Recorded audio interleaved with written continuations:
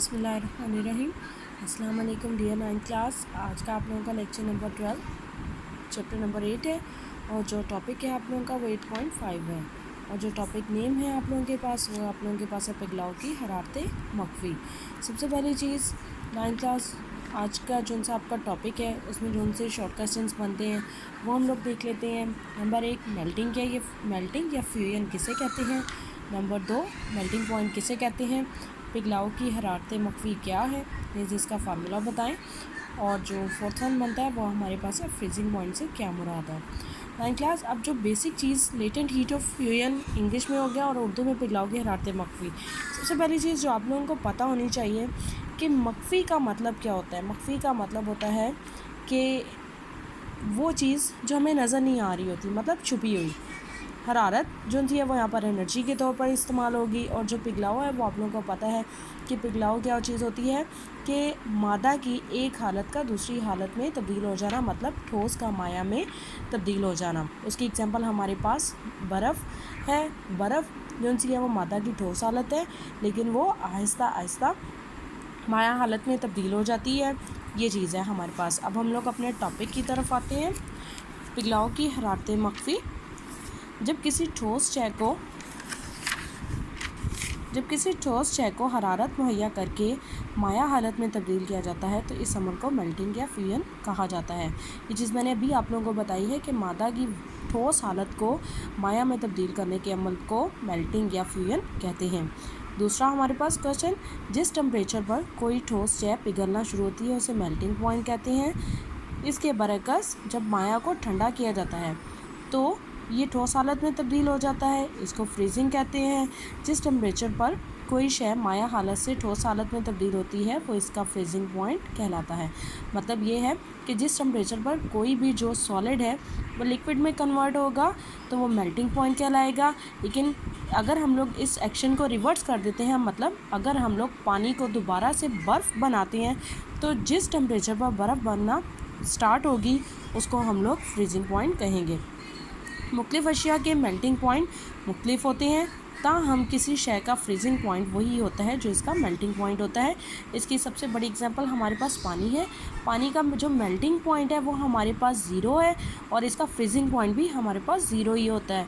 लेकिन जो इसका बॉइलिंग पॉइंट है वो चेंज होता है। पानी का जो बॉइलिंग पॉइंट आ जाएगा वो हमारे पास 100 डिग्री सेंटीग्रेड है।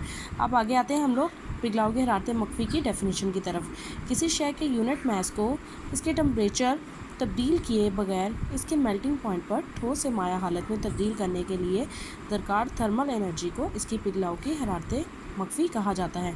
उसकी एग्जांपल आप लोग इस तरह लें कि जैसे हम लोग जब आइस को पिघलाना स्टार्ट करते हैं, लेट्स सपोज कि जो आइस का उस टाइम टेम्परेचर है वो हमारे पास -30 डिग्री सेंटीग्रेड है। अगर आप लोग इस ग्राफ में देखें तो यहाँ पर जो हमारे पास टेम्परेचर शो हो रहा है वो हमारे पास -30 डिग्री सेंटीग्रेड है। लेकिन जब हम लोगों ने इसको टाइम गुजरने के साथ साथ इसको हम लोगों ने टेम्परेचर एनर्जी प्रोवाइड की है, इसको हीट प्रोवाइड की है, तो एक पॉइंट पर आकर यहाँ पर देखिए 0 डिग्री के बाद ये स्ट्रेट लाइन शो कर रहा है। ये 0 डिग्री सेंटीग्रेड पर आकर जो टेम्परेचर है हमारे पास वो स्टेबल हो जाएगा और इसी पॉइंट पर जितनी भी आइस है वो मेल्ट होगी, टेम्परेचर इंक्रीज़ नहीं करेगा। इस 0 डिग्री सेंटीग्रेड पर आकर जो टेम्परेचर है वो स्टेबल हो जाएगा और इसी पॉइंट पर जो आइस है वो मेल्ट करेगी और वो लिक्विड फॉर्म में कन्वर्ट हो जाएगी। इस चीज़ के अकॉर्डिंग हम लोग अब देखते हैं, हम लोगों ने लेटेंट हीट ऑफ फ्यूजन निकालनी है, उसका मेल्टिंग पॉइंट निकालना है। तो ये वो एनर्जी है जो हम लोगों ने स्टार्टिंग में चेंज इन हीट है। हीट क्यों है कि पहले माइनस में थी फिर उसके बाद 0 पर आ गई, उसने मतलब इंक्रीज़ होती रही है। हमारे पास जो एनर्जी है जो हीट है वो इंक्रीज़ होती रही है लेकिन एक पॉइंट पर आकर स्टेबल हुई है। उसके बाद यूनिट मास है तो हम लोगों ने उसको यूनिट मास लिख दिया। यहाँ से अगर आप लोगों ने चेंज इन हीट को फाइंड आउट करना है, इंक्रीज़ इन हीट को फाइंड आउट करना है तो इसको इस साइड पे लिखा रहने देंगे, एन को दूसरी साइड पर लेकर जाकर आप मल्टीप्लाई कर दोगे। अब देखें बर्फ़ 0 डिग्री सेंटीग्रेड पर पानी में तब्दील हो जाती है। बर्फ़ की पिघलाव की हरारतें मख्फी 3.3610⁵ जॉल पर किलोग्राम है। यानी 0 डिग्री सेंटीग्रेड पर 1 किलोग्राम बर्फ़ को पिघलाने के लिए 3.3610⁵ जॉल हरारत दरकार होती है। जॉल पर किलोग्राम हरारत दरकार होती है। अब सबसे पहली चीज़ 9th क्लास, इसका यूनिट कैसे निकालना है।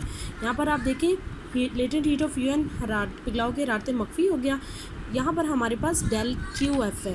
हरारत जौन सा है हमारे पास उसका यूनिट जाउल होता है और मैस का यूनिट हमारे पास किलोग्राम है।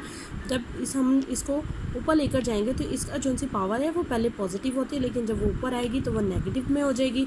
तो इसीलिए लेटेंट हीट ऑफ फ्यूजन का जो यूनिट बन जाएगा वो हमारे पास जाउल पर किलोग्राम बन जाएगा। ओके बच्चों, अपना ध्यान रखिएगा। ढेर सारी दुआओं के साथ। अल्लाह हाफिज़।